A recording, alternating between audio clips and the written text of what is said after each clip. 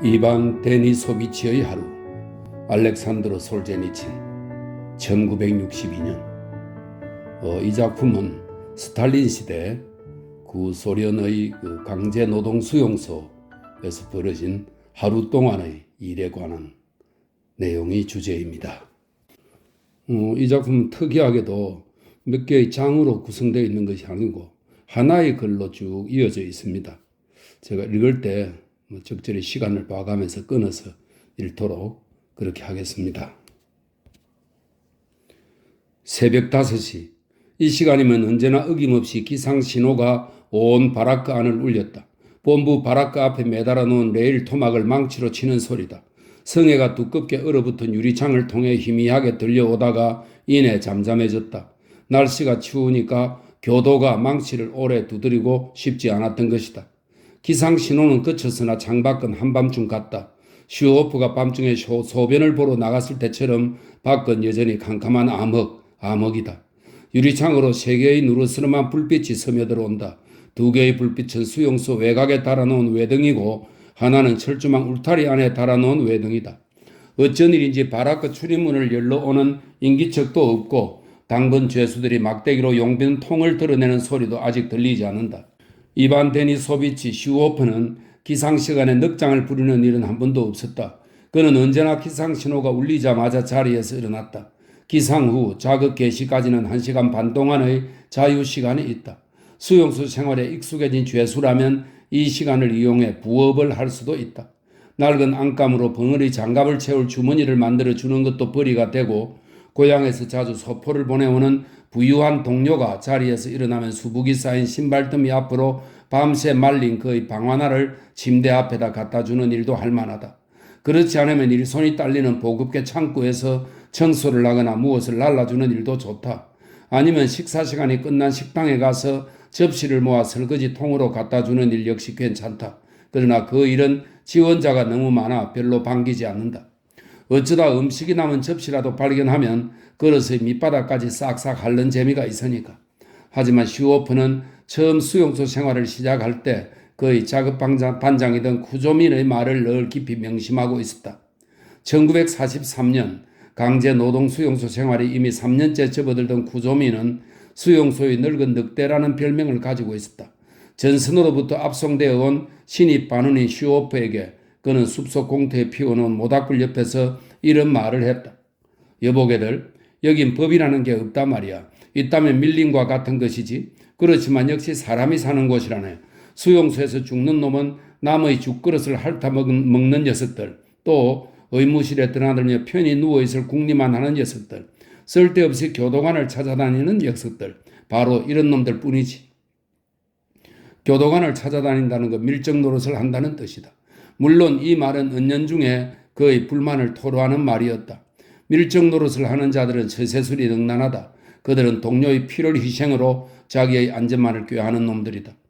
기상신호가 울리면 제일 먼저 일어나던 슈오프가 오늘은 도무지 일어날 생각을 않고 있다. 어제 저녁부터 오한이 나고 뼈마디가 쑤시는 것 같아 기분이 몹시 언짢았는데 밤중에도 좀처럼 몸이 따뜻해지지 않았다. 잠을 자면서도 꼭 무슨 병에 걸린 것 같기도 하고 좀 나아진 것 같기도 하다가 다시 또 아픈 것 같아 그는 날이 새지 말았으면 하는 생각뿐이었다. 그러나 아침은 어김없이 찾아왔다. 바라크 안에 그냥 누워 있을 수 있다 해도 몸이 녹을 일은 없을 것이다. 창문에는 얼음이 꽁꽁 얼어있고 천장 가까운 벽에는 온통 흰 거미줄 모양의 성에가 끼어있어 밖이나 조금도 다를 것이 없으니 말이다. 슈오프는 일어나지 않았다. 그의 잠자리는 다락처럼 된 침대의 위쪽에 있었다. 그는 담요와 작업복을 머리 위까지 뒤집어 쓰고 누비 내이에 2발을 넣은 채 그냥 누워 있었다. 직접 눈으로 보지는 못해도 귀에 들려오는 소리로 바라크안의 움직임을 그리고 자기 반원들의 움직임을 훤히 알 수 있었다. 지금 늙은 당근 제수가 800리터 용량의 용변통을 나르는 일이다. 그러나 가득 들어있는 용변통을 흘리지 않고 나르고 있었다. 작업 불능자라 해도 가벼운 일을 시킨다는 게 기껏 용변통을 나르는 일이다. 그러나 가득 들어있는 용변통을 흘리지 않고 나르기란 결코 쉬운 일이 아니다. 그건 그렇고 제75 작업반에서 건조대에 말린 방화나를 한아름 갖다 던지는 소리가 난다. 오늘은 우리 작업반에 가져올 게다. 관로 속에 설명이 있습니다. 그러고 보니 오늘은 우리 반도 신발을 말릴 차례였다. 침대가 삐걱거리는 소리로 보아 반장과 부반장이 지금 말없이 신발을 신고 있다. 부반장은 반원들에게 분배할 빵을 타러 갈 것이고 반장은 명령을 받으러 생산계획부로 갈 모양이다.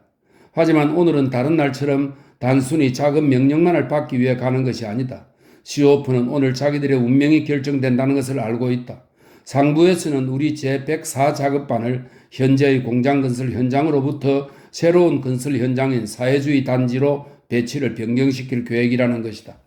그러나 사회주의 단지라는 것은 눈에 덮인 허벌판이라 우선 우리들 작업방언의 탈주를 막기 위한 철조망부터 쳐놓아야 한다.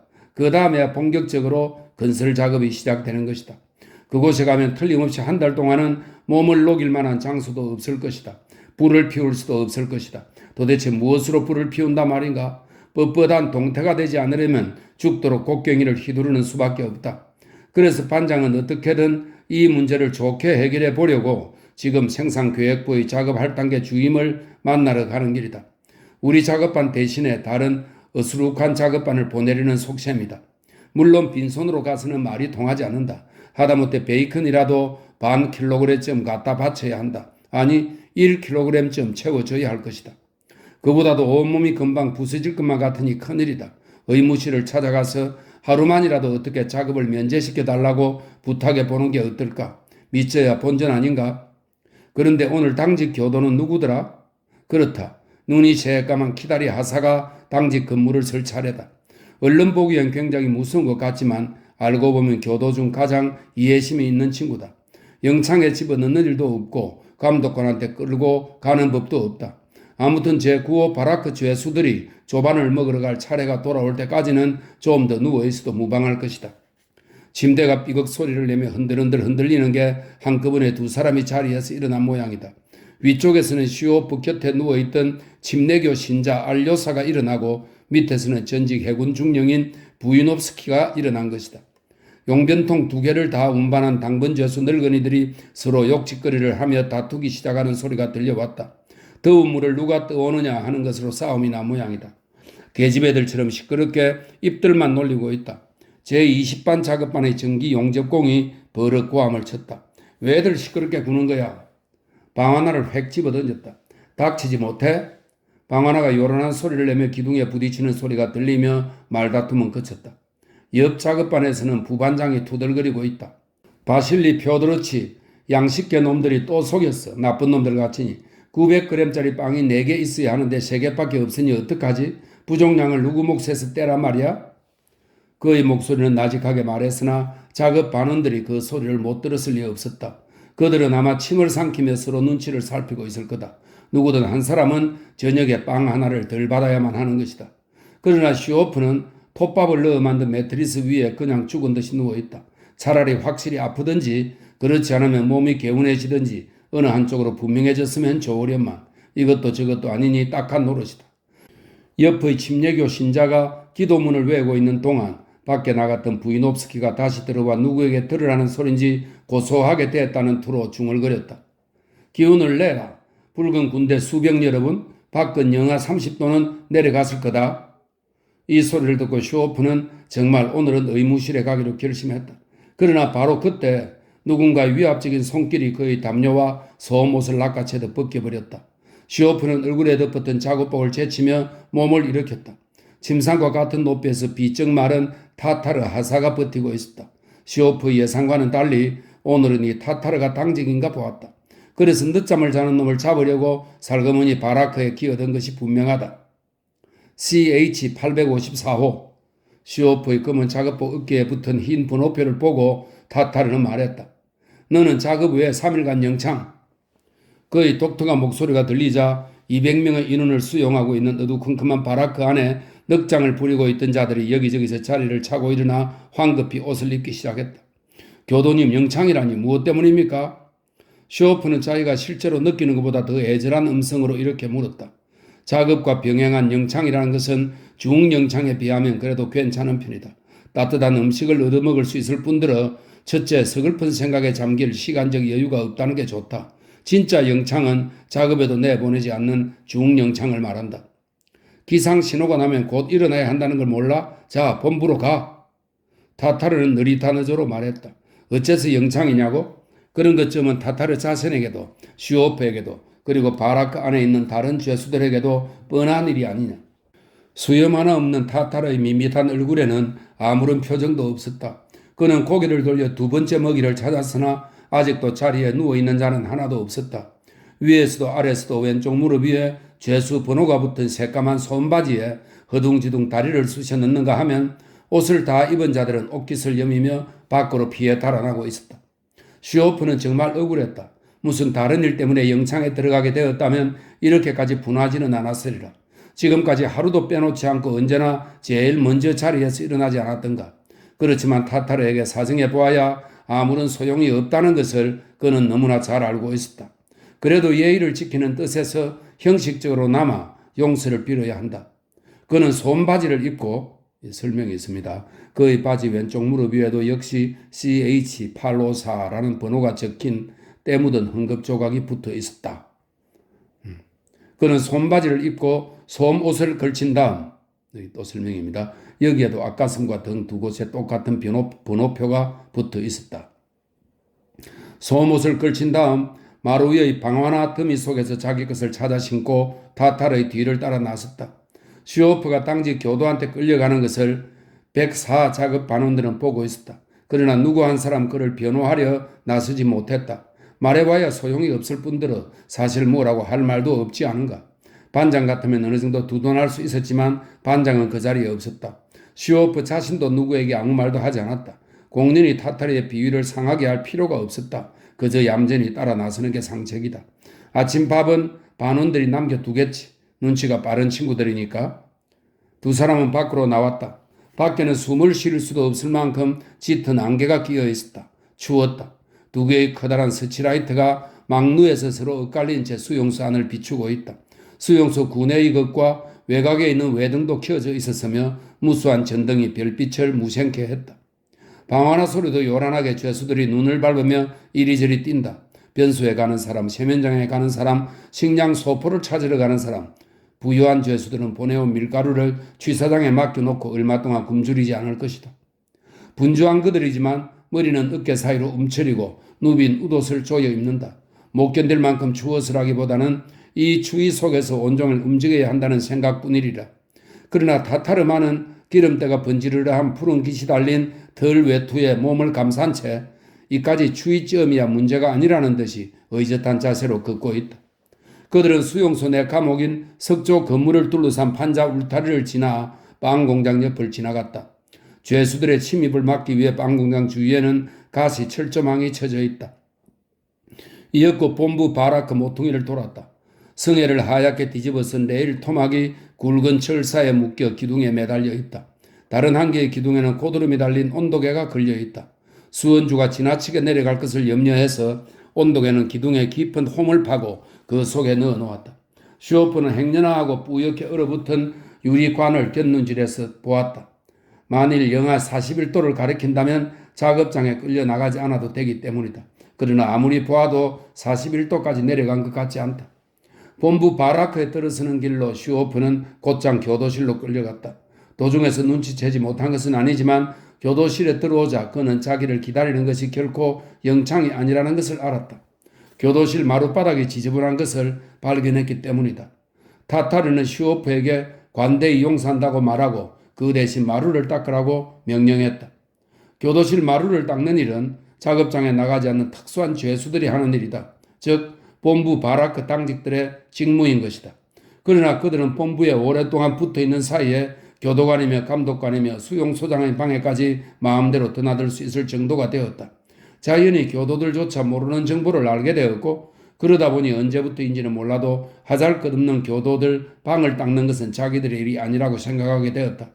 처음에는 한두 번 당번들을 불러 주의를 주기도 했다. 그러나 사정이 어떻다는 걸 알게 된 교도들은 일반 죄수 중에서 아무나 잡아다가 청소를 시키게 되었던 것이다. 교도실에는 벽난로가 벌겋게 달아 있었다. 교도 두 사람이 꾀재재한 작업복 차림으로 장기를 두고 있다. 다른 한 사람은 외투의 허리를 졸라매고 장화를 신은 채 벽 쪽의 좁은 의자 위에 누워서 잠을 자고 있다. 한쪽 구석에 걸레가던 양동이가 보였다. 시오프는 용서한다는 말이 너무나 반가워서 타타르에게 이런 소리까지 했다. 고맙습니다, 교도님. 앞으로 절대로 늑장을 부리지 않겠습니다. 여기서의 규칙은 지극히 간단하다. 하라는 일만 끝내면 즉시 돌려보낸다. 영창 대신에 교도실 청소를 명령받자 시오프는 금방 몸이 거뜬해지는 것 같았다. 그는 장갑도 끼지 않은 채, 관로 속 설명입니다. 너무 서두르는 바람에 베개 밑에 넣어두었던 장갑을 입고 왔다. 그는 장갑도 끼지 않은 채 양동이를 들고 우물로 갔다. 생산교획부에 모인 자급반장들이 기둥 옆에 옹기종기 모여 있다. 전에 소련 영웅 칭호를 가졌던 젊은 친구 하나가 기둥에 올라가서 팔소매로 온도계를 닦았다. 밑에서는 입에 위에다 대고 잔소리를 한다. 야, 입금을 쏘이지 마라. 온도가 올라간다 올라가. 저런 바보 같은 놈, 수원지가 올라간다니까. 슈오픈의 반장인 주리는 그들 속에 끼어있지 않았다. 슈오픈은 양동이를 땅에 내려놓고 팔짱을 끼고 호기심 어린 눈으로 그것을 지켜보았다. 채, 겨우 27도 반이야? 기둥에 올라간 청년은 걸걸한 목소리를 이렇게 내뱉더니 다시 한번 온도계를 확인하고 나서 껑충 밑으로 뛰어내렸다. 저놈의 온도계는 믿을 수가 없어. 엉터리야. 하고 누군가가 투덜거렸다. 하긴 수용소에 정확한 걸 달아놓을 리가 있겠어? 반장들은 흩어졌다. 시오프는 우물로 달려갔다. 끈을 잡아매지 않은 모자의 귀덮개 밑에서 두 귀가 얼얼하게 얼어들어왔다. 우물 둘레에는 얼음이 두껍게 얼어붙어서 양동이가 간신히 기어들어갔다. 꼿꼿이 얼어붙은 줄은 막대기나 같았다. 김이 무럭무럭 나는 양동이를 들고 교도실로 돌아오자 시오프는 추위에 감각을 잃은 손을 따뜻한 우물물 속에 담갔다. 손이 조금 녹는 것 같았다. 타타르는 보이지 않았지만 방 안에는 교도가 4명 있었다. 장기를 두던 교도도, 의자에서 자고 있던 교도도 서로 얼굴을 맞대고 앉아서 1월분으로 밀을 얼마씩이나 받게 될 것인가 하는 의논을 하고 있었다. 여기 설명이 있습니다. 마을의 수용소 부속 부락은 식량 사정이 좋지 않아 마을 주민들과는 달리 교도들에게 여러 가지 명목을 붙여서 식량을 나누어 주고 있었다. 야, 문 꼭 닫아. 바람이 들어오잖아. 그중 하나가 얼굴을 들면서 소리쳤다. 아침부터 방 하나를 적셨다가는 큰일이다. 갈아 신을 신발이라고는 본부 건물 안을 모조리 뒤져도 없기 때문이다. 시오프는 8년 동안의 수용소 생활을 통해 신발 때문에 온갖 고초를 다 겪어왔다. 방 하나라고는 구경도 못하고 겨울을 지낸 적도 있었다. 어느 해 겨울에는 신발 없이 지나가기도 했고 구두를 지급받지 못하고 바닥에 낡은 타이어 조각을 댄 집신 같은 물건을 신발이라고 신고 다닌 적도 있었다. 그러나 최근에는 사정이 꽤 좋아졌다. 지난해 10월에 시오프는 제법 코끝이 딱딱하고 두꺼운 방한용 각방까지 달린 신발 한 켤레를 지급받았다. 이게 또 설명입니다. 사실은 부반장과 함께 보급계 열심히 드나들며 일을 거들어준 덕분에 차례가 온 것이다. 처음 일주일 동안은 굽이 높다란 새 구두를 신고 삐걱거리며 신이 나서 돌아다녔다. 게다가 12월에는 제때에 방 하나를 배급받았다. 죽으란 법은 없는 모양이다. 그런데 그 나쁜 놈의 격리부장이 상관에 기회되고 이렇게 말했다. 방 하나를 받는 놈한테선 평상화를 도로 회수해야 합니다. 죄수가 신발을 2켤레씩이나 갖고 있다는 건 규정에 위반되는 일입니다. 결국 시오프는 2가지 중 하나를 선택하게 됐다. 평상화만으로 한겨울을 지내느냐, 그렇지 않으면 해빙기까지 방 하나를 신느냐 하는 것이다. 방 하나를 받으면 그 대신 평상화는 반납해야 한다. 정성껏 기름을 발라 이제 겨우 기를 들여 신기 좋게 된 그 평상화를 반납해야 하는 것이다. 오랜 수용소 생활을 통해서 이번에 이 평상화만큼 애석하게 여긴 적은 없었다. 한 대 모아서 창고로 가져가면 봄에 다시 나온다 해도 자기 손에 지급될 일은 없을 것이다. 시오프는 궁리를 했다. 그리고 재빨리 방 하나를 벗었다. 쩔렁하고 스푼이 떨어졌다. 영창이라 말을 들었을 때 아무 경황도 없었지만 그래도 스푼만은 잊지 않았다. 그는 방 하나를 한쪽 구석에 갖다 놓고 발싸개를 벗어 그 위에 던졌다. 걸레에 물을 흠뻑 적셔가지고 교도들의 발밑을 향해 맨발로 용감히 돌진했다. 이놈아, 왜 그렇게 수선을 뜨는 거야? 교도 하나가 발을 번쩍 쳐들며 소리했다. 뭐, 쌀 말인가? 쌀은 배급 기준량이 달라. 밀과 쌀을 동일한 기준으로 계산하면 되나? 하고 다른 교도가 하던 말을 계속했다. 왜 물을 그렇게 많이 칠해 이 바보 같은 놈아. 이렇게 마루를 닦는 법이 어디 있어? 이렇게 하지 않으면 깨끗이 닦아지지 않습니다, 교도님. 마루에 먼지가 잔뜩 끼어 있어서. 일은 되지만도 못한 놈아. 넌 너의 마누라가 마루 닦는 것도 본 일이 없어? 슈오프는 물이 뚝뚝 떨어지는 걸레를 손에 든 채 허리를 폈다. 그리고는 앞니가 빠진 입을 벌리며 희죽 웃어 보였다. 1943년 우스치 이지마, 이 말은 베렌체로 흐르는 페초라 강한의 마을 이름입니다. 우스치 이지마 수용소에서 영양 실조 때문에 이를 한꺼번에 몇 개나 잃고 만 것이다.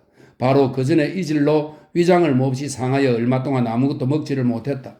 아마 그것이 영양실조의 원인이 되었던 모양이다. 다행히 죽지 않고 무사히 살아나서 지금은 다만 말을 할 때 바람이 새는 소리를 낼 뿐이다. 마누라하고는 1941년에 헤어졌기 때문에 어떻게 생긴 여자인지 지금도 생각이 잘 나질 않습니다. 하고 그가 대답했다.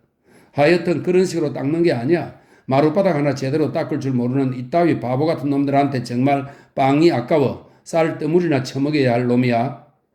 도대체 얼마나 닦길래 날마다 닦는데도 한 번도 깨끗하지 않을까? 이봐 854호 너무 물을 많이 칠하지 말고 좀 마른 걸레로 살짝 닦으란 말이야. 얼른 닦고 꺼져버려. 어쨌든 자넨 쌀과 밀을 혼돈하고 있어. 하고 교도들은 다시 자기들의 화제로 돌아갔다. 마른 곳이 한 군데도 남지 않도록 끝만 번지르르하게 문지르고 나서 슈오프는 물걸레를 그냥 벽난로 뒤에 던져 넣었다. 그러고는 문에서 신을 신고 양동이에 남은 물을 교도들이 다니는 바깥 통로에 쏟아버렸다. 그리고는 목욕탕과 클럽 건물 옆 지름길로 빠져 식당으로 걸음을 재촉했다. 작업 출동 전에 의무실에 다녀오려면 빨리 서둘러야 한다. 또다시 온몸이 쑤시는 것 같았다. 그건 그렇고 혹시 식당 앞에서 교도한테 들켜다가는 큰일이다. 식당에 혼자 떨어져서 가는 놈은 당장 잡아다 영창에 쳐넣으리라는 수용소장의 엄명이 있었기 때문이다. 오늘따라 이상하게 식당 앞은 별로 붐비지 않았다. 순번을 기다리고 늘어선 줄도 보이지 않는다. 아무 일 없이 그는 안으로 들어갔다. 문틈에서 들어오는 찬바람과 국그릇에서 올라오는 기모로 식당 안은 마치 목욕탕 같았다. 앞을 내다볼 수도 없을 지경이었다. 식탁에 앉아서 한참 먹고 있자 통로에 가득 들어서서 이리 밀고 저리 밀리며 자리가 나기를 기다리고 있는 자들도 있다. 각 작업반에서 나온 식사 당번들이 목판에 죽그릇과 국그릇을 담아가지고 고래고래 고함을 치면서 자기들의 자리를 찾아 우왕좌왕하고 있다. 자 여기 있다. 이것 받아라. 아니 목판을 밀면 어떻게 해. 저런 한 손으로 목덜미를 후려치는군. 잘한다 잘해. 어쩌자고 길을 막아 서는 거야. 남이야 죽그릇 바닥을 할 건 말건 무엇 때문에 헐기 바라보는 거야 이놈아. 건너편 식탁에서는 젊은 녀석 하나가 밥그릇을 앞에 놓고 성호 십자를 긋고 있다. 필시 엊그제 각 끌려온 서부 우크라이나인이 틀림없을 게다. 러시아인은 저렇게 손을 들어 성호를 끊는 걸 잊은 지가 이미 오래니까. 식당 안은 춥기 때문에 대부분이 모자를 쓰고 식사를 한다. 그렇지만 결코 서두르지는 않는다. 모두들 시꺼먼 양배추 잎사귀 밑바닥에 가라앉은 썩은 생선 부스러기를 끈기 있게 찾고 있다. 식탁 위에 뱉은 생선 가시가 산더미처럼 쌓이면 교대하여 들어온 다른 반원들이 그것을 땅바닥에 쓸어내 버린다. 그러면 뼈는 마룻바닥에 떨어져 가루가 되게 짓밟혀 부서진다. 까딱하면 바닥에 미끄러져 넘어지기 일수다. 그러나 처음부터 땅바닥에 생선 가시를 뱉는 건 추잡스러운 짓으로 되어 있다. 넓은 식당 한복판에는 기둥 같기도 하고 받침대 같기도 한 것이 두 줄로 늘어서 있다. 그중 한 개의 기둥 옆에 같은 작업 반원인 페츠코프가 슈오프의 아침밥을 지키고 앉아 있었다. 페츠코프는 슈오프보다 낮은 하급에 속하는 반원이다. 똑같은 검은 작업복에 똑같은 모양의 변호포를 달고 있어서 겉으로는 모든 작업 반원이 동등하게 보이지만 실은 차이가 이만저만한 게 아니다. 다시 말하면 여러 계층이 있는 것이다. 예를 들면 전직 해군 중령인 부이노프스키에게는 남의 국그릇을 지키고 앉아있으란 말은 할 수 없다. 슈오프만 하더라도 무슨 일이건 전부 맡아 하는 건 아니다. 자기보다 낮은 반원이 있기 때문이다. 슈오프를 보자 페츠코프는 한숨을 푹 쉬며 옆으로 비켜 나왔다. 다 식업을 했어. 내가 대신 먹으려 했지. 틀림없이 영창에 들어간 줄 알았어. 그러고는 그냥 돌아서 나가버렸다. 기다리고 있어봐야 국이건 죽이건 자기에겐 돌아올 것이 없을 것이라고 판단했기 때문이었을 것이다. 슈오프는 방어나 속에서 스푼을 뽑았다. 이 스푼이야말로 그에게는 무엇보다 소중한 물건이다. 북방의 수용소를 전전하는 동안 한시도 몸에서 떼어놓은 적이 없는 스푼이었다. 그것은 알루미늄 철사를 녹여서 슈오프 자신이 모래에 부어 만든 것인데 손잡이에는 우스치 이지마 1944라는 글자까지 새겨져 있었다.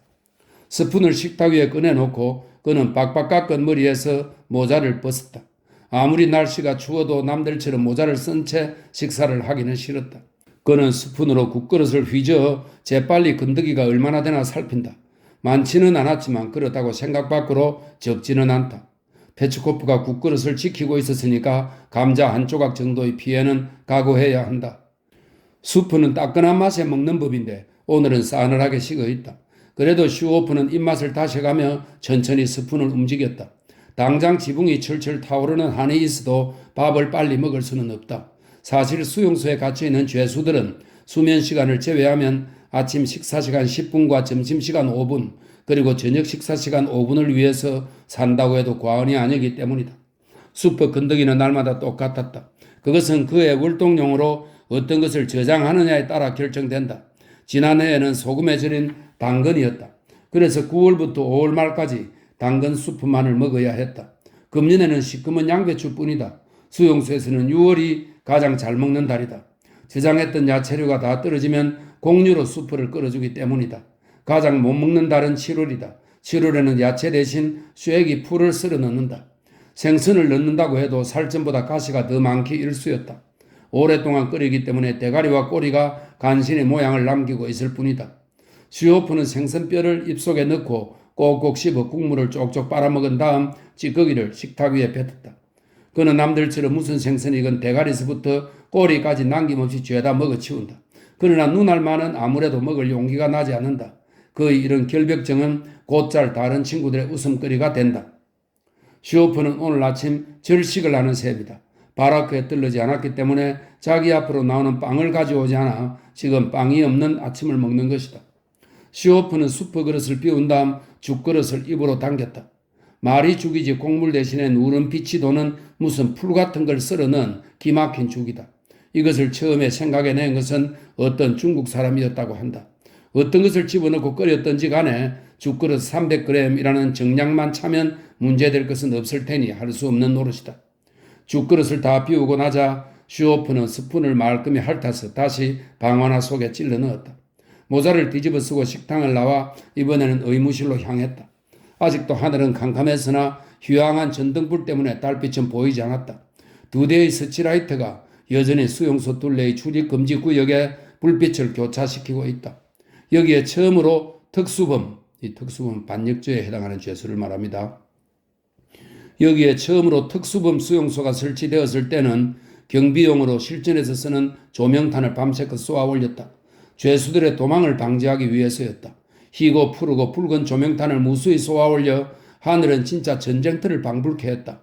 그러나 얼마 후부터는 조명탄을 사용하지 않게 되었다. 값이 너무 비싸기 때문이다. 주인은 기상 신호가 울렸을 때와 조금도 다름없는 한밤중이었다. 그러나 경험이 많은 죄수라면 작업 출동 준비 신호가 멀지 않다는 여러 가지 사소한 징조들을 쉽게 알아챌 수 있다. 식당 당직 근무인 절름발이 호르모이가 제6병동 작업불능 죄수들을 식당으로 인솔해 가고 있다. 특수림이 덥수룩한 늙은 화공이 문 앞으로 북과 물감을 받으러 간다. 번호표를 그리기가 시작된 것이다. 당직 교도인 타타르가 중앙 통로를 가로질러 본부 쪽으로 부지런히 걸어가고 있다. 죄수들의 그림자는 눈에 띄지 않는다. 모두들 침대로 기어들어가 남은 몇 분이나마 몸을 녹여보자는 것이다. 타타르를 발견하자 슈오프는 얼른 바라크 뒤로 몸을 숨겼다. 이번에 또다시 그의 눈에 띄었다가는 정말로 재미없을 것 같았다. 어떤 경우에도 방심은 절대 금물이다. 혼자 다니는 것을 교도한테 들킨다는 건 좋지 않은 일이다. 언제나 군중 속에 몸을 숨기는 것이 좋다. 혹시 일을 시킬 자를 찾고 있는지도 모르며 또는 울분을 터뜨릴 상대를 찾고 있는지도 모를 일이기 때문이다. 이 바라크의 죄수들에겐 엄중한 명령이 하달되어 있었다. 누구든지 교도를 만나면 5걸음 앞에서 모자를 벗고 2걸음 지난 후에 모자를 쓰라는 것이다. 교도들 중에는 그따위 명령이고 뭐고 아랑곳하지 않는 자도 있고 터집 잡기를 즐거움으로 삼는 작자들도 있다. 타타르를 지나 보내고 나서 슈오프는 다시 걸음을 재촉했다. 그러자 문득 오늘 아침 작업 출동 전에 제7호 바라크로 담배를 사러 가겠다던 키다리 라트비아인과의 약속이 생각났다. 어제 저녁에 고향에서 보내온 소포를 받았다는 것이다. 그러니까 오늘 아침에 가지 못하면 사기 어려울 것이다. 이런 기회를 놓치면 다음번 소포가 올 때까지 적어도 한 달은 냄새도 맡지 못할 게 아닌가. 키다리의 쌈지 담배는 독하지도 않고 냄새가 향긋하며 빛이 거무스름한 것이 보기에도 그저 그만이다. 시오프는 발걸음을 멈추고 제자리 걸음을 하며 잠시 망설였다. 발길을 돌려 제치로 바라크로 돌아갈까? 그러나 벌써 의무실은 바로 눈앞에 있었다. 그는 의무실 현관 쪽으로 다시 걸음을 옮겼다. 의무실 복도는 발을 들여놓기가 미안할 만큼 깨끗했다. 벽에는 하얀 에나멜 페인트를 칠해서 눈이 부시다. 벽뿐만 아니라 창문도 의자도 눈에 보이는 모든 것은 흰빛이다. 병실 문들은 모두 잠겨져 있다. 의사들은 아직 자리에서 일어나지 않은 모양이다. 그러나 접수실에는 니젤라이 보로부시킨이라는 젊은 조수가 혼자서 앉아 있었다. 새하얀 가운을 걸치고 책상에 앉아 무엇인지 종이에 쓰고 있다. 그 밖에는 아무도 없었다. 시오프는 상관 앞에 나갈 때처럼 공손히 모자를 벗어들었다. 저 니콜라이 셰모니치, 다름이 아니라 몸이 좀 불편한 것 같아서 왔는데요. 시오프는 머뭇머뭇 입을 열었다. 부드부시키는 하던 일을 멈추고 얼굴을 들었다. 커다란 두 눈이 부드럽게 보였다. 머리에 얹은 모자도 몸에 걸친 가운도 모두가 새하얗다. 어디에도 죄수 번호는 보이지 않았다. 왜 이제 와서 어쩌녁에 오지 않고 아침엔 진찰을 받을 수 없다는 걸 알면서 작은 면제자 명부는 벌써 본부에 올라갔어요. 그것들은 시오프도 알고 있었다. 그렇지만 저녁에 의사한테 정식으로 진찰을 받게 되면 좀처럼 작은 면제를 받을 수 없다는 것도 잘 알고 있다. 그렇지만 니콜라이 셰모니치, 어제 저녁에 그게 다시 아프지 않았기 때문에 그만. 그게라니? 어디가 아프다 말이요? 아니, 그 어디가 아프다고 꼭 집어서 말할 수는 없지만 하여튼 온몸이 부서지는 것처럼 쑤시고 아파서. 시오프는 걸핏하면 의무실 문을 두드리는 그런 부류의 죄수는 아니다. 그것은 누구보다도 의무실 조수인 부도부시킨이 잘 알 것이다. 그러나 부도부시킨이 아침에 작은 면제를 시킬 수 있는 인원은 2명으로 한정되어 있다. 그런데 오늘 아침엔 이미 2사람에게 작은 면제를 시킨 것이다. 책상 위에 놓인 파르스름한 유리 밑에 그 2사람의 이름이 적힌 종이 쪽지가 깔려있다. 그렇다면 좀 더 일찍이 왔어야지. 작업 출동 시간이 다 되어서 달려오면 어떡하나 안 그래? 부도부시키는 가재에 싸서 소독기 속에 넣어두었던 체온계를 꺼내서 시오프에게 내주었다. 시오프는 체온계를 받아들고 벽 가에 놓인 의자에 가서 엉거주춤 앉았다. 부도부시키는 다시 자기 일을 계속했다. 의무실은 수용소 내에서도 제일 구석진 곳에 멀리 떨어져 있어서 여기까지는 아무런 소리도 들려오지 않았다. 시계 소리조차 들리지 않았다. 설명입니다. 죄수들을 위해 시계를 달아놓을 필요는 없다. 시간은 상관들만 알고 있으면 그만이니까. 시계 소리조차 들리지 않았다. 마냥 설치는 쥐들도 여기서는 기척이 없다. 의무실에서 기르는 고양이가 죄다 잡아먹은 모양이다. 이렇게 깨끗한 방 안에, 이렇게 조용하고 이렇게 밝은 방 안에 앉아있으니 시오프는 어쩐지 꿈만같이 여겨졌다. 사방을 둘러보았다. 흰 벽에는 아무것도 눈에 띄는 것이 없다. 시오프는 자기가 입고 있는 속옷을 보았다. 가슴에 단 번호표의 글자가 반쯤 지워져 있다. 들키기 전에 다시 페인트로 그려달라고 해야 했다. 한 손으로 턱을 쓰다듬어 보았다. 수염이 덥수룩하게 자라있다. 지난번 목욕 때 깎았으니 아마 열흘은 좋게 되었을 것이다. 그렇다고 거추장스럽지는 않다. 3살 후엔 다시 목욕탕에 가게 될 테니까 그때 깎으면 된다. 공연히 이발소에 가서 순서를 기다리고 앉아있을 필요가 어디 있겠는가. 그리고 굳이 멋을 내야 할 상대도 없지 않은가. 부도부시킨의 새하얀 모자를 멍하니 바라보며 시오프는 어느덧 레닌그라드 남방 로바치 강변에 위치한 야전병원의 일을 회상하고 있다. 턱에 상처를 입고 그곳으로 후송되었으나 병원에 도착하자 그는 곧 자진해서 원대로 복귀해버렸다. 모처럼의 기회였는데도 그때는 아무런 미련도 없었다. 정말로 애석한 일이었다. 적어도 5일 동안은 편히 쉴 수 있는 시간을 보낼 수 있었을 텐데 말이다. 그러나 지금은 어떻게 해서든지 2, 3주일 입원해 보았으면 하는 꿈을 꾸기까지 한다. 생명에는 지장이 없고 수술도 필요 없으면서 입원만은 해야 하는 편리한 병은 없을까? 3주일쯤 꼼짝 않고 드러누워 편히 쉴 수만 있다면 먹는 것은 끈덕이가 하나 없는 멀건 수프만으로도 만족할 것 같다. 하지만 그것도 기대할 수 없을 것 같은 생각이 들었다. 지금은 입원을 한다 해도 침대에 누워만 있을 수 없는 모양이다. 새로 부임해온 스테판 그리고리치라는 의사가 온 후부터는 사정이 많이 달라진 것이다. 그는 굉장히 정열적인 데다가 말이 많은 사람이어서 무슨 일이든지 선수 앞장을 서서 해내기도 하지만 환자들도 가만히 놓아두지를 않는 성미다. 그는 걸어다닐 수 있을 만한 환자 모두를 의무실 부속지에 몰아내어 작업을 시키기도 했다. 울타리를 세운다, 길을 닦는다, 화단에 흙을 나른다 하여 환자들을 들보갔고 겨울에는 보슬 작업을 시켰다. 병에는 노동이 가장 좋은 치료법이라는 것이 그의 지론이었다. 말도 너무 부려먹으면 죽어버리기 마련이다. 하지만 이런 진리도 그에게는 통하지 않는다. 몸소 벽돌을 쌓는 일이라도 한번 해보면 조금은 기가 죽으련만. 버도부시키는 여전히 펜을 놀리고 있다.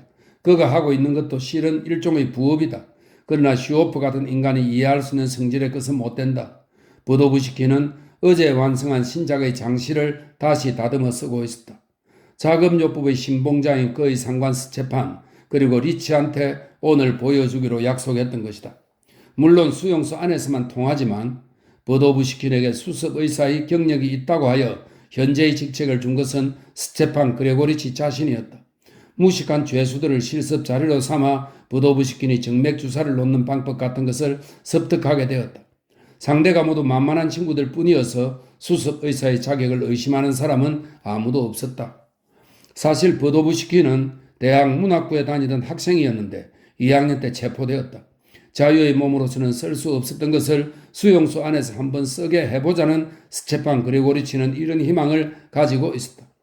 휘뿌옇게 얼어붙어 보이지 않는 이중창 너머로 출동 준비 신호가 희미하게 들려왔다. 슈오프는 한숨을 내쉬며 벤치에서 일어났다. 아직도 오한은 여전하지만 작업 면제는 아무래도 틀린 것 같다.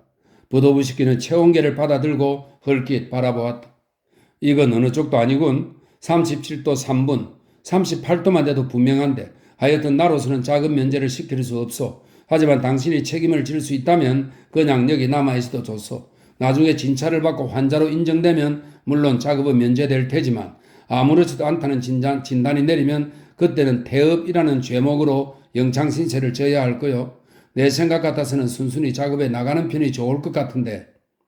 슈오프는 아무 대꾸도 없었다. 고개를 끄덕이지도 않았다. 방안문을 깊숙이 눌러쓰고 그냥 밖으로 나와버렸다. 따뜻한 데 들어앉아 있는 놈이 추위에 뜨는 놈의 심정을 어찌 알 수 있겠는가. 혹한이 몸을 움츠리게 한다. 바람은 살을 에이는 가스처럼 슈오프를 엄습한다. 슈오프는 자신도 모르게 헛기침이 나온다. 추위는 영하 28도, 슈오프의 몸은 38도. 자, 어느 쪽이 이길 것인가? 슈오프는 허겁지겁 바라크로 돌아왔다. 수용소 중앙의 통로에는 사람의 그림자도 보이지 않는다. 주위는 온통 정적에 쌓여있다. 언제나 작업에 나가기 직전에는 잠시 동안 이렇게 쥐죽은 듯이 고요한 법이다. 경비병들은 후끈후끈한 병사에서 기어나올 생각을 않고 총을 손에 쥔 채 꾸벅꾸벅 졸고 있다. 그들도 이 추위에 막루 근무를 하기가 죽기보다 싫을 것이다. 정문 옆의 위병소에서는 위병들이 난로에 석탄을 퍼넣고 있다. 교도실에서는 이제부터 신체 검사를 하러 나갈 교도들이 마지막 한 대의 담배를 아쉬운 듯이 피우고 있다. 한편 죄수들은 몇 겹으로 껴입은 누더기를 노끈으로 졸라맨 다음 얼굴은 눈만 내놓고 방안용 천조각으로 둘둘 말아 감싸고 방아나를 신은 채 담요 위에 누워있다. 그들은 눈을 감고 꼼짝도 하지 않고 있다. 곧 기상하는 반장의 호령이 떨어질 것이다. 제9호 바라크에서는 모두들 선잠에 취해 있다. 제104호 작업반도 역시 마찬가지였다. 부반장의 파블로가 연필을 한 손에 들고 혼자 중얼거리며 무언가 계산을 하고 있다. 또 한 사람, 슈오프 옆자리에 있는 침례교 신자 알료사가 위층 침대에서 복음서를 절반가량이나 뺏겨놓은 수첩을 읽고 있다.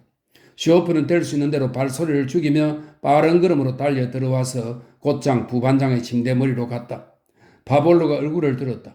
이반 데니소비치, 용수에 줍디까? 별일은 없었어요? 서부 우크라이나 친구들은 수용소에서도 상대방에게 깍듯이 존칭을 쓴다. 이렇게 묻고 나서 그는 책상 위에서 슈오프의 몫으로 떼어놓았던 빵을 주었다. 빵 위에는 흰 설탕이 한 덩어리 얹혀 있다. 마음은 몹시 조급했으나 그래도 슈오프는 신뢰가 되지 않도록 그의 물음에 공손히 대답했다. 설명이 있습니다. 부반장도 상관이라면 엄연한 상관이다. 아니 경우에 따라서는 수용소장보다 그의 말 한마디가 더욱 위력을 지닐 수도 있는 것이다. 이런 설명이 있습니다. 그건 그렇고 빨리 서둘러야겠다. 빵 위에 얹은 설탕을 입에 집어넣으며 그의 한쪽 발은 벌써 위층으로 올라가는 사다리에 올려놓았다. 집합 명령이 떨어지기 전에 잠자리를 정돈해 놓아야 한다. 이런 지경에도 배급받은 빵을 한 손에 얹고 분량을 재보는 것만은 잊지 않았다. 규정은 550g으로 되어 있지만 처음 감옥에 들어갔을 때나 그 다음 수용소로 옮겨온 후에도 규정량을 초과해서 받아본 기억은 한 번도 없었다. 물론 저울에 달아본 적은 없다. 그리고 원래가 소심한 인간인지라 양이 부족하다고 해서 불평을 하거나 따질 만한 용기도 없다. 더욱이 규정량을 정확하게 계산해서 빵을 자르다가는 당장에 빵 대급소에서 쫓겨나고 만다는 것점은 시오프뿐만 아니라 모든 죄수들도 이미 알고 있는 사실이다. 정량이 부족한 것은 의례 그런 것이고 문제는 얼마나 부족하느냐 하는 데 있다. 그래서 날마다 빵을 받아들면 거의 본능적으로 손바닥에 얹어 무게부터 재보아야만 마음이 놓이는 것이다. 오늘은 그리 많이 가로챈 건 아닌 것 같은데 어쩌면 거의 규정량에 달할지도 모르겠는걸. 적어도 20g은 부족하구나. 시오프는 이렇게 생각하며 빵을 2조각으로 나누었다. 점심때 먹을 한 조각은 작업복 안주머니에 넣었다. 이 주머니는 그가 손수 헝겊을 대고 꿰맨 것이다. 나머지 한 조각은 아침 식사 때 먹지 않고 남겨두었던 빵이다. 지금 여기서 먹어버릴까? 하지만 곧 작업 출동 시간이다. 급하게 먹으면 먹어도 먹은 것 같지가 않다. 그럼 침대 틈에 끼어둘까? 아니다. 감춰둔 물건이 없어졌다고 해서 당번들이 벌써 몇 차례 호되게 얻어맞지 않았는가? 이렇게 넓고 넓은 바라크이고 보면 바깥이나 다를 바 없다. 입안 데니 소비치는 방 하나를 벗었다. 그 속에 발사계와 스푼을 그냥 남겨둔 채 발만 꼭 뻗고 나서 맨발로 위층으로 기어 올라갔다. 매트리스의 찢어진 구멍을 넓히고 톱밥 속에 재빨리 빵 조각을 집어넣었다. 그러고는 모자 속에서 바늘과 실을 꺼냈다. 예, 설명했습니다. 바늘은 모자 속에 언제나 깊숙이 감춰두어야 한다. 검사 때 늘 모자도 만져보기 때문이다. 언젠가 신체 검사를 하던 교도한 사람이 바늘에 손이 찔려 시오프는 하마터면 단단히 맞을 뻔한 일이 있었다. 한 바늘, 두 바늘, 세 바늘, 빵 조각을 쑤셔 넣은 매트리스의 구멍은 조금씩 없어진다. 어느새 입안의 설탕은 깨끗이 녹아 없어졌다. 시오프의 신경은 극도로 긴장되어 있었다. 곧 작업 지도원이 문 앞에 나타나서 고함을 칠 것이다. 서둘러야 한다. 급히 서둘러야 한다. 손가락 끝이 바쁘게 움직인다. 그러나 그의 머리는 벌써 그 다음에 할 일을 생각하고 있다. 옆자리의 침례교 신자는 제법 소리까지 내가며 성경을 읽고 있다. 너희들 중에 누구든지 남을 죽이거나 남의 재물을 훔치거나 혹은 횡령하거나 남을 해치거나 하는 것으로 고초를 겪는 일이 없기를 바라노라. 그러나 만일 그리스도를 믿는다는 것으로 고통을 받는다면 이를 주어도 부끄러워하지 말 것이며 오히려 그러한 운명을 마련해준 그리스도 이름을 찬양할지니라. 알료사는 참으로 용한 재주를 가진 녀석이다. 성경 구절을 적어놓은 그 수첩을 벽틈에 어찌나 교묘하게 숨겨두는지 여지껏 검사에 들킨 적이 한 번도 없다. 시오프는 재빠르게 작업복을 횡목에 걸어놓고 매트리스 밑으로 벙어리 장갑과 또 한 켤레의 밝은 발사계와 허리띠 대용의 노끈을 꺼냈다. 빵을 넣어 불룩하게 된 매트리스를 반듯하게 정리한 다음 담요를 둘둘 말아놓고 그 위에 베개를 던져 놓았다. 그리고는 맨발로 밑에 내려와 신발을 신기 시작했다. 우선 깨끗한 발사계로 발을 싸고 그 위에 다시 낡은 것을 감는 것이다. 이때 작업 반장이 헛기침을 하며 일어서더니 큰 소리로 외쳤다. 제104 작업방 바라크 밖으로 집합. 깜빡 졸고 있던 반원들이 일제히 일어나서 하품을 하며 어슬렁어슬렁 문 쪽으로 발을 옮겼다. 시오픈의 반장 추리는 수용소 생활 17년이 고참인데 그는 작업 출동 시간 전에 단 몇 분이라도 미리 반원들을 끌어내는 일은 절대로 없다. 그가 집합하는 순간이 곧 작업 출동 시간인 것이다. 반원들은 무거운 다리를 이끌고 묵묵히 밖으로 걸어나갔다. 복도와 현관을 거쳐 마당에 나가서 집합해야 한다. 제20 작업반 반장도 추린의 말투를 흉내내듯 집합하고 외쳤다. 시오프는 급히 방화나를 신고 소못 위에 작업복을 걸치고 노끈으로 질끈 허리를 독려맸다. 시오프는 간신히 현관 앞에서 자기 반원들의 뒤를 따를 수 있었다. 번호표를 붙인 죄수들이 현관문을 빠져나가 하나씩 청계를 내려간다. 누더기를 있는 대로 모조리 껴입어 몸집들이 무척 뚱뚱하게 보인다. 죄수들은 질서 있지는 못하지만 그대로 대열을 지어 중앙 통로를 향해 걸음을 옮긴다. 앞사람을 재촉하려는 사람은 하나도 없다. 뽀드득 눈을 밟는 방화나 소리만이 들릴 뿐이다. 주위는 동쪽 하늘이 어렴풋이 밝아오며 푸른 빛을 띠기 시작했을 뿐 약하게 불어오는 동풍이 뼈에 스며드는 것 같다. 아침에 작업장으로 나갈 때처럼 괴로운 시간도 아마 없을 것이다. 어둡고 춥고 배가 고프다. 앞으로 보낼 하루를 생각하면 마음이 어두워진다. 입이 무거워져서 아무에게도 말 한마디 건네고 싶지 않다. 집합 장소인 중앙통로 옆에는 작업할 단계 부계장이 초조한 얼굴로 기다리고 있다. 이봐 추린, 왜 이렇게 꾸물거리는 거야? 좀 더 빨리 끌고 나오지 못해? 슈오프에게는 물론이고 추린에게도 부계장이라면 대단한 존재다. 함부로 말을 할 수도 없다. 부계장은 이렇게 내뱉던 말하고는 앞장을 쓴다. 반원들은 눈을 밟으며 그 뒤를 따랐다. 추리는 틀림없이 베이컨 1kg으로 그를 매수했을 것이다. 제104 작업반은 오늘도 다른 날과 같은 작업대에 편입되었다. 주위에도 낯익은 작업반들 뿐이다. 사회주의 단지로는 더욱 으스룩한 작업반이 배치될 모양이다. 오늘 같은 날 그런 데로 끌려갔다가는 정말 고생이 말이 아닐 게다. 영하 27도, 게다가 바람까지 부는데 불을 피우기는 고사하고 바람을 피할 만한 장소도 없다니 말이다. 베이컨은 작업 반장에게 꼭 필요한 물건이다. 생산기획부에 갖다 바치기도 하겠지만 우선 자기도 먹어야 하기 때문이다. 하기는 반장쯤 되면 자기 앞으로 소포가 오지 않더라도 베이컨이 떨어질 염려는 없다.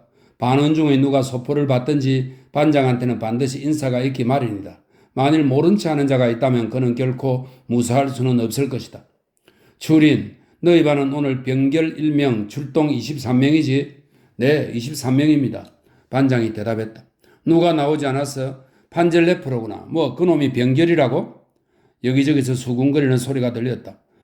판첼레프라는 놈의 자식, 또 바라크에 남았구나. 병은 무슨 놈의 병? 보안부에서 그놈의 밀고를 들으려고 붙잡아 왔겠지. 낮에는 얼마든지 죄수들을 소환할 수 있다. 2~3시간쯤 붙잡았다 돌려보낸다 해도 누구의 눈에 띄리는 만무하다. 의무실의 작은 명제를 핑계 삼아 죄수들의 눈을 속여보자는 수작인 게 뻔하다. 중앙통로는 검은 작업복으로 가득 차 있다. 각 작업반별로 신체 검사를 받으러 나간다. 시오프는 소못에 붙인 번호표의 숫자를 다시 고쳐야겠다는 생각에 빽빽하게 들어선 죄수들 사이를 뚫고 건너편으로 나갔다. 화공 앞에는 2~3명의 죄수가 순서를 기다리고 있었다. 시오프도 그 뒤에 가서 섰다. 도대체 번호표란 성가신 물건이다. 번호표를 달고 있기 때문에 멀리서도 교도의 눈에 띄기가 일쑤고 작업장에 나갈 때면 걸핏하면 경비병에게 당하기도 한다. 게다가 제때 손질을 하지 않고 내버려 둔다면 무관심하다는 이유로 영창신세를 지게 된다. 수용소 죄수 중에는 이른바 화가가 3명 있다.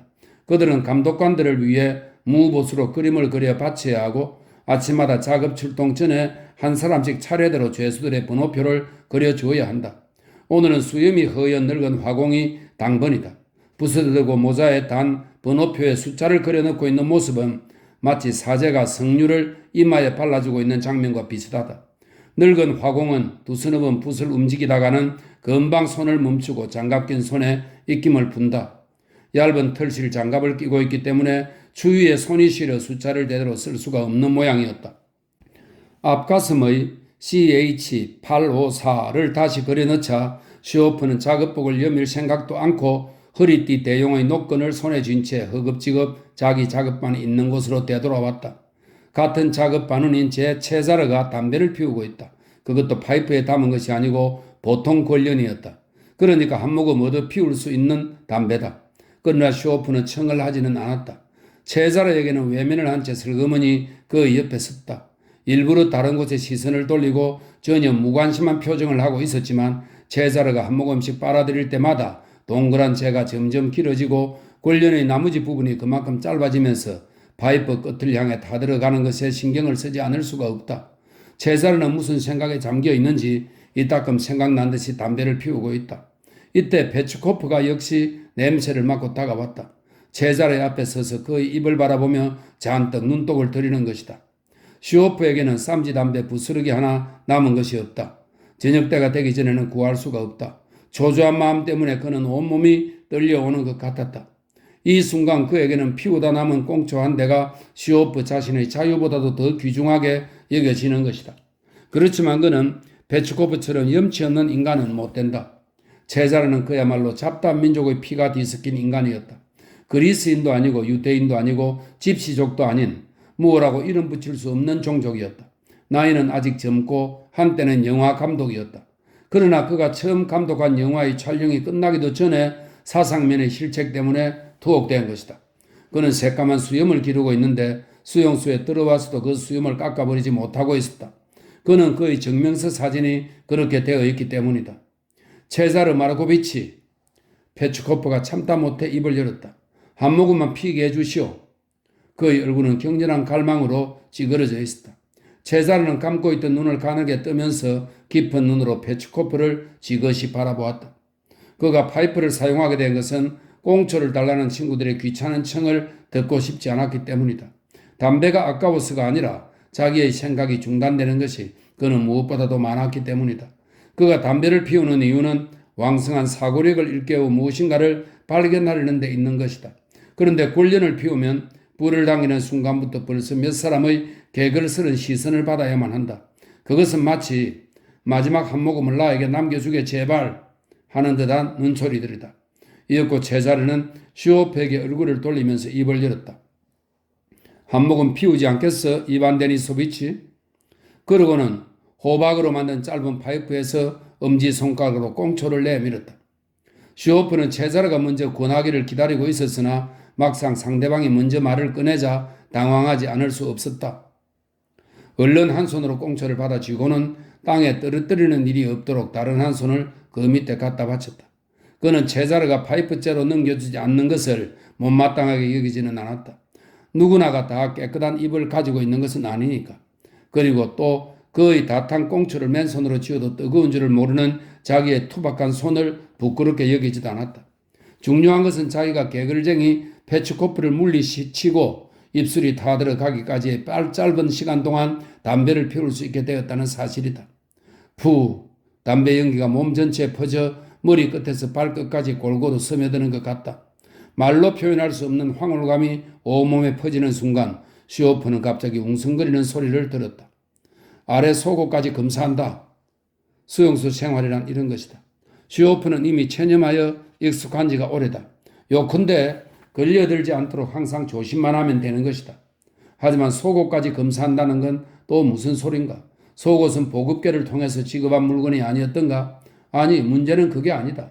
아직 신체 검사가 끝나지 않은 작업반은 2반밖에 없었다. 그러나 바로 그때 104 작업반 반원들은 본부 바라크에서 나온 규율 감독관 볼코보이 중위가 무엇 때문인지 교도에게 호통을 치는 것을 보았다.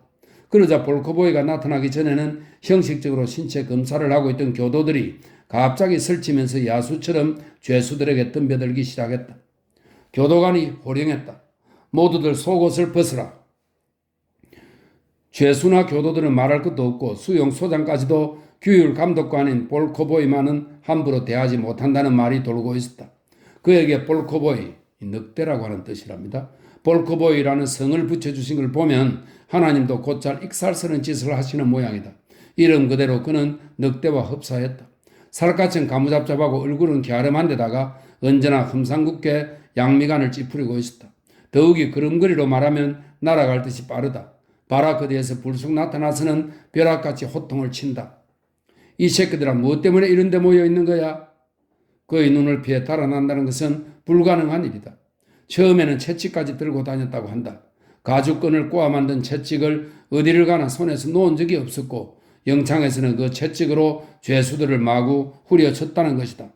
저녁 저못 때 죄수들이 바라크 옆에 옹기종기 모여 추위를 이기기 위해 몸을 맞대고 있으면 살그머니 등 뒤로 다가와서는 사정없이 목덜미에 채찍을 휘두르곤 했다. 왜 정리를 하지 않고 있어 이 망할 놈의 새끼들. 모여있던 죄수들은 순식간에 흩어져 버린다. 얻어맞은 죄수들은 목덜미를 감싸고 흐르는 피를 닦으며 아무 소리도 못한다. 섣불리 한마디 했다가는 영창신세까지 져야 할 판이다. 그러던 것이 요즘은 무엇 때문인지 채찍을 들고 다니지 않는다. 추운 날씨의 신체 검사는 저녁에는 그런 대로 까다롭지만 아침에만은 그리 까다롭지 않은 것이 관례로 되어 있었다. 죄수들은 맨 위에 걸친 작업복 단추를 풀고 앞깃을 양쪽으로 벌린다. 그 자세대로 5명씩 앞으로 나가서 역시 5명이 교도 앞에 선다. 교도들은 장갑을 낀 채 노끈으로 동여맨 죄수들의 속옷 옆구리를 툭툭 쳐본 다음 오른쪽 무릎 위에 달린 호주머니를 뒤진다. 혹시 무슨 수상한 물건이라도 들어있을 것 같으면 얼른 장갑을 벗어 조사할 생각은 않고 시들한 어조로 묻기부터한다. 이거 뭐야? 아침에 죄수들의 몸을 검사해서 무엇을 찾아내겠다는 걸까? 나이프? 아니다. 나이프 같은 건 수용소 안으로 가지고 들어온다면 몰라도 밖으로 가지고 나갈 리는 없다. 아침 신체 검사는 죄수들이 혹시 3kg가량이나 되는 빵을 몰래 가지고 나가지는 않을까, 그리고 그것을 가지고 작업장에서 도주하지는 않을까 하는 것을 검사하기 위한 것이다. 전에는 점심때 먹으러 가지고 나가는 200g짜리 빵 조각에까지 신경을 쓰며 검사한 적도 있었다. 그래서 각 작업반별로 나무 상자를 만들어 반원들의 빵을 한데 모아가지고 나가라는 명령이 내렸다. 그런 짓을 해서 과연 무슨 소득이 있다고 생각했는지는 알 길이 없다. 아마 죄수들을 더욱 괴롭히려는 속셈이었을 것이다. 어쨌든 공연한 일거리가 하나 더 느는 셈이니까.